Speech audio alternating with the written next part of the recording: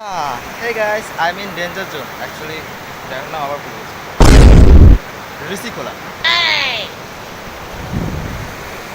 তোমরা দেখতে পাচ্ছ ওটা সিকিম, নদীর ওপারে সিকিম। আমরা ওখানে গাড়ি রেখেছি।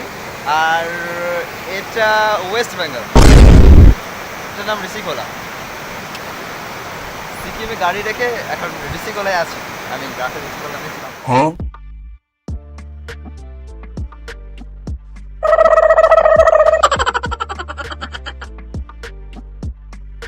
রাস্তাগুলো এরকম খোঁড়ার মানে আলো চেস করবে নাকি? আলো চেস করবে নাকি?